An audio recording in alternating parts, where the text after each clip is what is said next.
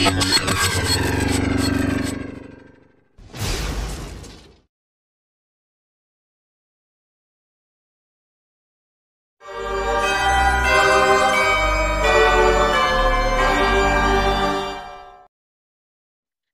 Crane नाम का एक आदमी स्लीपी हॉलो का स्कूल मास्टर था।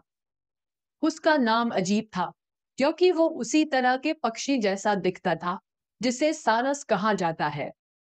वो बहुत लंबा और पतला था। उसके कंधे झुके हुए और लंबे हाथ पैर थे। उसका सिर छोटा और ऊपर से एकदम चपटा था। उसके बड़े कान, बड़ी हरी आंखें और बहुत लंबी नाक थी। मतलब कि वो बिल्कुल भी सुंदर नहीं था। इचबॉर्ड पर कपड़े अच्छे नहीं लगते थे। वे ढीले थे और हवा में फड़फड़ाते रहते थे। इसलिए जब वह चलता था तो बहुत अजीब दिखता था। स्कूल एक नीची इमारत थी जिसमें एक बड़ा कमरा था और इचबॉर्ड वहां एक अकेला टीचर था। यह स्कूल भवन घाटी के तल पर बना हुआ था। इसके चारों ओर की पहाड़ियां पेड़ों से घिरी थी। स्कूल के पास एक छोटी नदी बहती थी।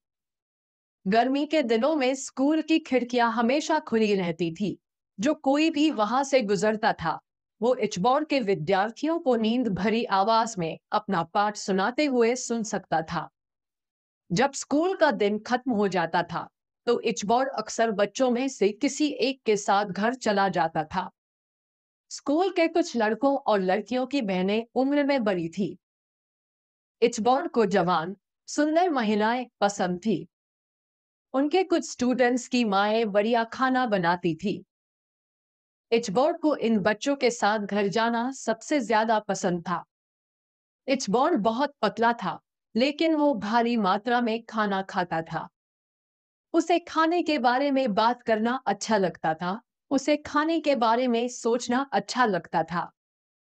सबसे बढ़कर उसे इसे खाना बहुत पसंद था। इचबॉर्ड को खाने के साथ साथ गाना भी पसंद था।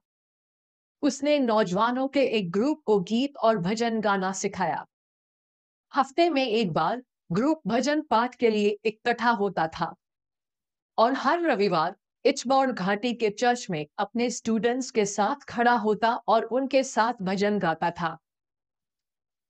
इचबॉर्ड की जिंदगी ठीक ठाक थी।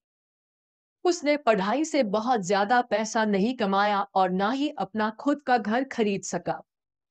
इसलिए वो घाटी के किसानों के घरों में रुकता। वो हर एक किसान के साथ एक हफ्ते तक रहता।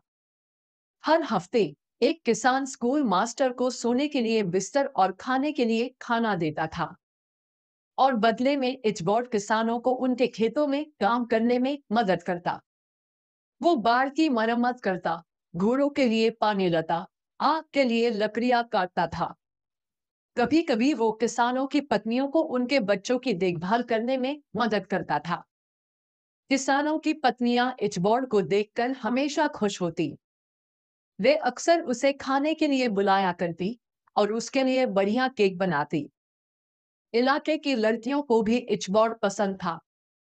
कभी कभी वो उनके साथ सैर पर जाता या उन्हें मजेदार कहानियां सुनाता। जब भी वे उससे मिलती तो उसको देखकर मुस्कुराती। स्लीपी हॉलो के सभी लोग इचबॉर्ड क्रेन का सम्मान करते थे क्योंकि वो एक स्कूल मास्टर था। वो अक्लमंद था। वो अपने हाथों से नहीं बल्कि दिमाग से काम करता था। सब कहते वो बहुत बुद्धिमान आदमी है। घाटी के ज्यादातर लोग पढ़ लिख नहीं सकते थे लेकिन इचबॉर्ड पढ़ा लिखा था। इसलिए वो कस्बे का एक मौजीज आदमी था। इचबॉर्ड क्रेन भगवान में विश्वास करता था लेकिन वो भूतों और आत्माओं में भी बहुत विश्वास करता था। गर्मियों की शाम को स्कूल खत्म होने के बाद वो अक्सर छोटी नदी के किनारे घास पर लेट जाता। आज वो गर्म घास पर लेटा था और अपनी पसंदीदा किताब पढ़ने लगा। ये भूतों के बारे में एक किताब थी। इचबॉर्ड को इस किताब की कहानियां पसंद थी लेकिन कहानियों ने उसे डरा दिया।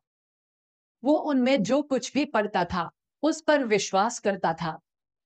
वो अक्सर अंधेरा होने तक किताब पढ़ता रहता। जब वो पन्ने नहीं देख सका तो उसने पढ़ना बंद कर दिया।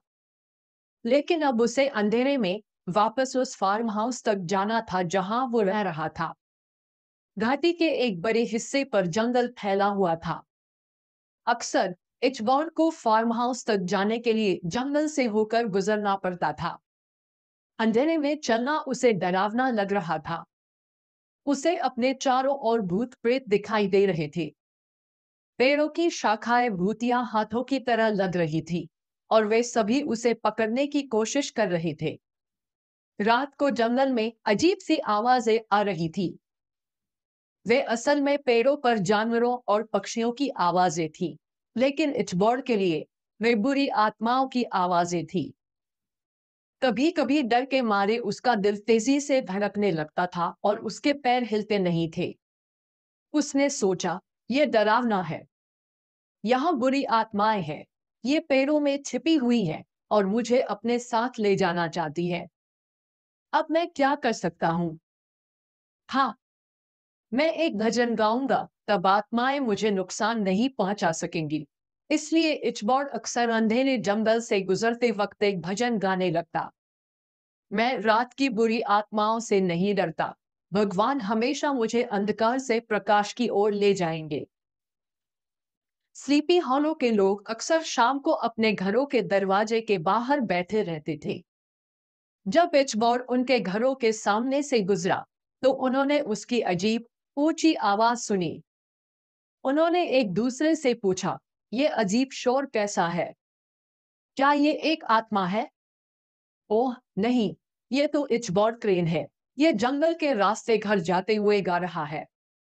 सर्दियों की शामों में इचबॉर्ड कभी-कभी स्लीपी हॉलो की बूढ़ी महिलाओं के साथ बैठता था। वो उनके साथ उनकी रसोई की आग के पास बैठता, सेब खाता और उनकी अजब गजब भूतों की कहानियां सुनता।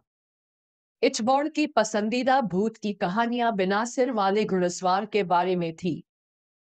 लेकिन अब जब उसे अंधेरी सर्दियों की रात में जंगल के रास्ते घर जाना पड़ता, तो उन कहानियों को भूलने की कोशिश करने लगता। वो गर्मियों से भी ज्यादा डरा हुआ था। वो खुद से पूछा था, क्या डरावना घुड़सवार सिर्फ सड़कों पर ही घुमा करता है, या वो जंगल में भी घूमता है? उन अंधेरी रातों में इचबॉर्ड हर छाया में घुड़सवार को देखता। उसे हर आवाज में बड़े काले घोड़े की आवाज सुनाई देती,